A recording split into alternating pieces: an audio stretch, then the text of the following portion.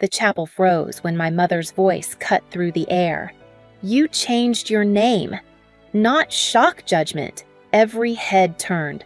My father's hand tightened on the program. My brother stopped laughing in the doorway.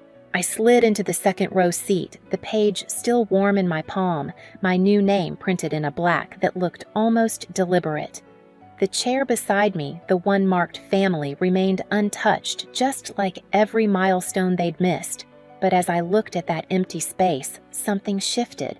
They thought today's silence exposed me. They had no idea it was exposing them. I grew up learning how to shrink myself between louder lives. In our house in Austin, noise meant importance, and importance never belonged to me. I remember the way my mother's heels clicked across the tile whenever Brendan needed something louder, sharp, or urgent in a way my needs never were. Vivian always got the soft tone, the warm hands on her shoulders, the lingering attention that made the room bend toward her. I was the quiet one, the one who cleaned her own messes, packed her own lunches, and learned early not to interrupt the conversations that flowed over me like water. The first time I noticed the pattern, I was 12. Vivian had a school art show, a row of painted canvases propped along the gym wall. My mother hovered near her, smiling for neighbors, brushing non-existent lint off her dress. I stood in the corner holding the certificate I'd received earlier that morning, an award for a regional science competition. No one in my family came. They didn't even remember the time. Mom passed me as if I were part of the background. "Hold your sister's jacket," she said, handing me the soft fabric without a glance. I folded the certificate into my pocket, the paper crinkling loud enough to echo. No one heard it. Years later, during my high school graduation, they arrived late. The ceremony had already started.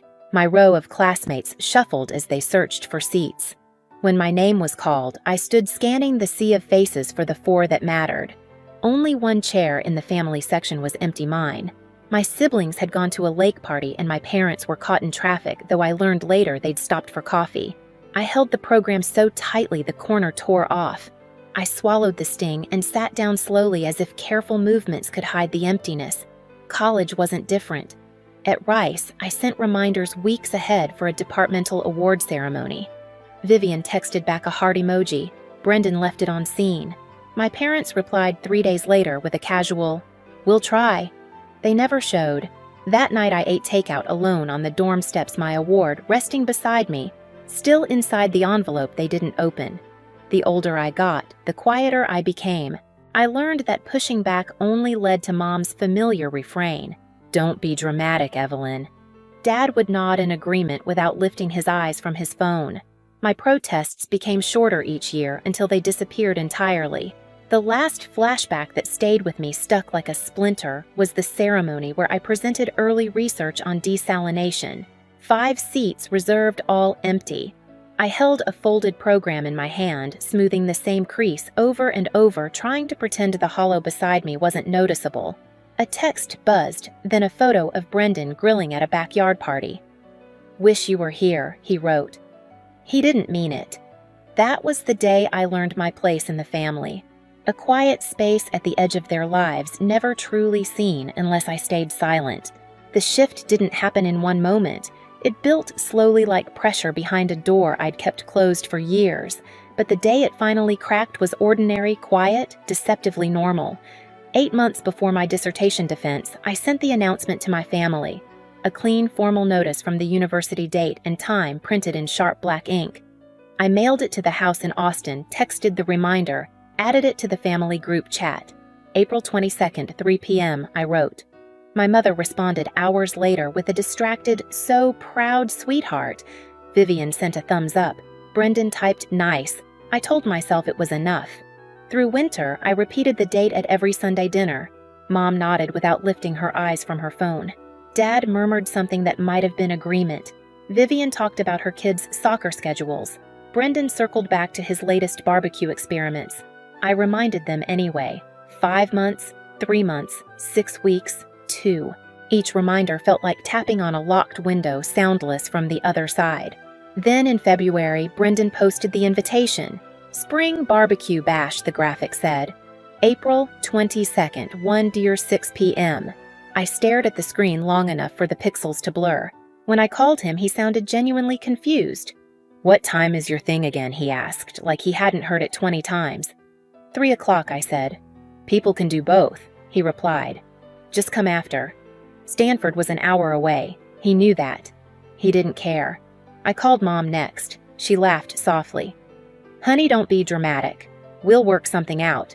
But I felt it then, the quiet, sinking certainty. They weren't confused. They weren't busy. They simply chose something else. Someone else. Like always. The final confirmation came the day before my defense. Mom answered over loud music, her voice thin between bursts of laughter. "I'm at Brendan's helping set up," she said. "Total chaos here." And tomorrow I asked. 3 o'clock, right? "We'll be there," she said, distracted. "Vivian's bringing dessert." She hung up before I could respond. The next afternoon, standing in the hallway outside Patterson Hall, my phone buzzed. "Where are you?" Mom asked. "We're all at Brendan's." I didn't answer immediately. I let the silence fill the space between us, heavy and final. And in that silence, something inside me clicked into place. I didn't cry in the hallway outside Patterson Hall. I didn't call anyone back. I didn't explain. I gathered my notes, walked into the auditorium, and defended 8 years of work to a room missing 5 faces that should have been there. And when it was over, when "Congratulations, Dr. Evelyn Brennan" echoed across the chamber, I felt nothing but an ache so familiar it was almost quiet. That night, while messages from my family stacked unanswered on my screen, I sat alone in my apartment with the blinds half closed. The glow from my desk lamp pooled across the table, washing over piles of research papers, my laptop, and the program from the ceremony. I smoothed the crease running down its center. One last time. Then I opened my laptop and created a folder titled Transition. No emotions, no hesitation. Just a folder and the first step toward a life they would no longer have access to. I started with the essentials. I downloaded the name change petition from the county website. Printed it. The sound of the printer humming in the quiet apartment felt strangely grounding. Instruction pages, required documents, identification guidelines. I highlighted each section with steady strokes. My pen didn't waver once. Next, financial accounts. I logged into each one, updating contact information, saving statements into the new folder labeled Records. I exported 2 spreadsheets, one listing every account tied to my old name, another mapping how each would shift under the new one. It wasn't revenge, it was order. By midnight, the folder held more structure than my family had offered me in years. The next morning, I woke early. The air was cool, sunlight sharp through the blinds. I brewed a cup of coffee, the steam rising in slow ribbons, while I reviewed the petition one last time. Then I changed clothes, navy blouse, pressed slacks, hair pulled neatly back, and drove to the county courthouse. The building loomed pale and quiet against the sky. Inside, the clerk slid a stack of forms toward me. "Fill these out," she said. I nodded, found a seat by the window, and began. Line by line. Signature by signature. My new name, Evelyn Morrison, settled into each blank space like it belonged there. When I handed the documents back, the clerk stamped the top page, the sound crisp final. "Processing takes a few weeks," she said. "That's fine," I replied. Outside, the sun felt different, clearer, less like something I had to earn. The next phase took days. Quiet ones. I updated my email first, a clean address unlinked to family. I transferred all research materials to a new cloud drive, deleted the old one. I archived messages from colleagues, mentors, and friends. The only thing I didn't delete was a small folder named Ruth, filled with photos of my grandmother and the birthday letters she'd mailed me through college. Her handwriting had always looked certain, even when mine trembled. By the end of the week, my digital life no longer contained the name Brennan. The physical transition came next. I boxed up my apartment, books stacked neatly, clothes folded in long rows, frames turned face down and wrapped in paper. I stood in the center of the living room the night before the movers arrived, listening to the soft hum of the refrigerator, the faint buzz of a streetlight outside. My phone lit up every few minutes, calls, texts, missed attempts to grasp what they'd never held in the first place. I didn't answer. When the truck pulled away, carrying everything I owned toward Portland, I locked the apartment door and rested my hand on the cool metal for a moment. Not sentiment, just stillness. The drive north took 2 days. Long stretches of highway muted radiostatic rest stops with flickering vending machines.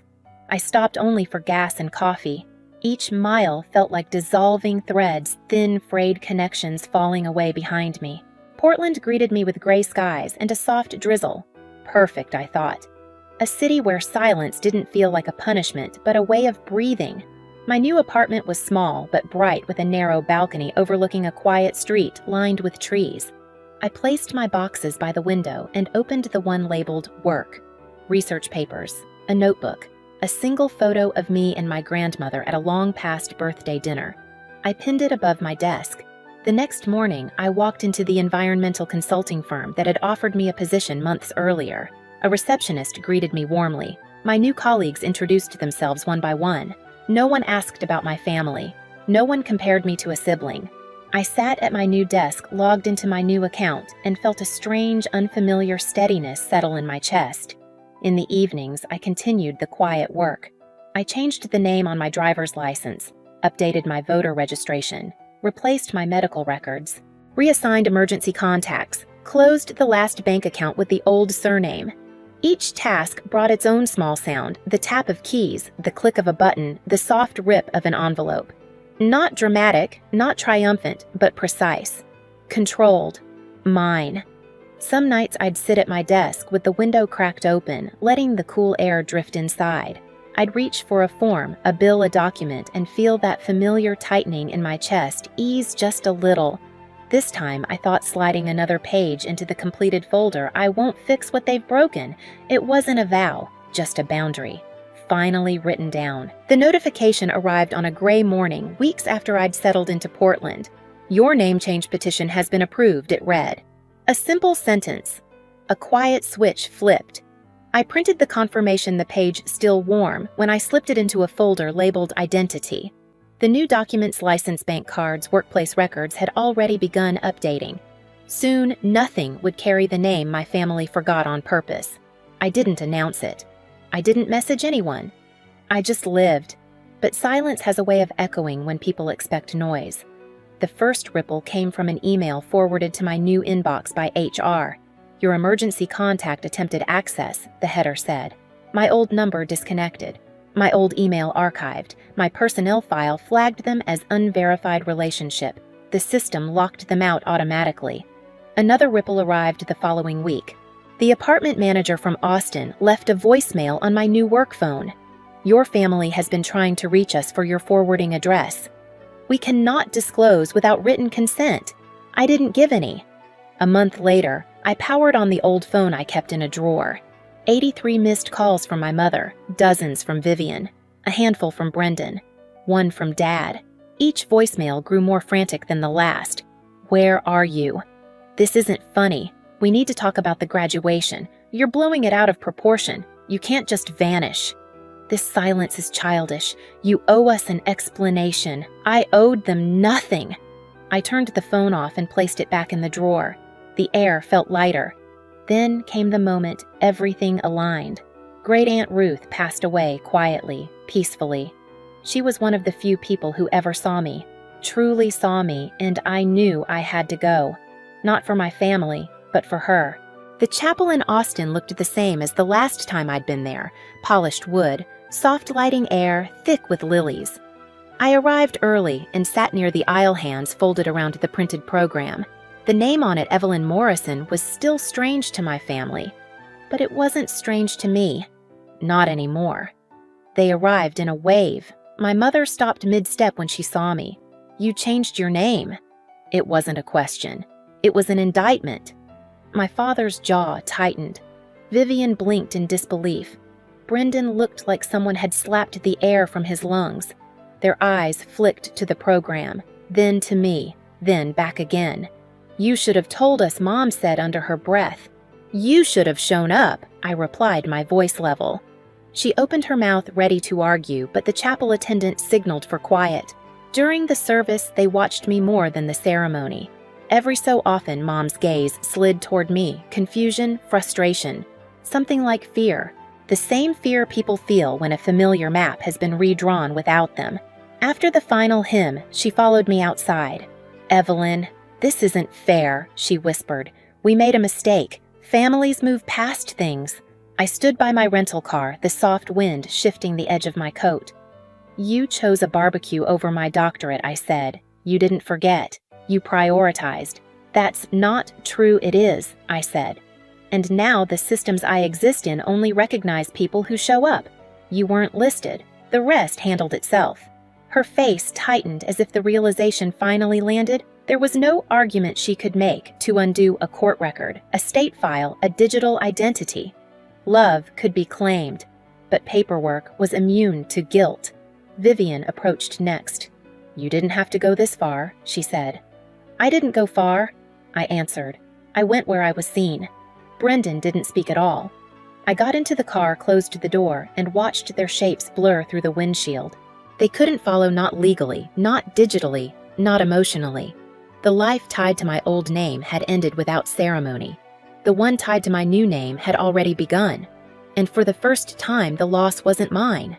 Portland settled around me the way a soft night settles around a cooling street, quiet, unhurried, indifferent in the gentlest way. Months passed, and the rhythms of my new life formed themselves without effort. I walked to work under low gray skies. I brewed coffee in the small kitchen of my apartment, the sound of water filling the silence instead of breaking it. On my desk, drafts of water reclamation models spread across the wood in careful lines, lit by a diffuse morning glow that made everything look calmer than I felt. Slowly, the stillness stopped feeling foreign. My name, Evelyn Morrison, appeared on memos and email signatures on project briefs. Each time I saw it, something inside me anchored a little deeper. At meetings, colleagues asked for my opinion without comparing me to anyone else. After work, a coworker would invite me for coffee, or Alex would meet me at a small cafe tucked between two brick buildings. He listened. He remembered details.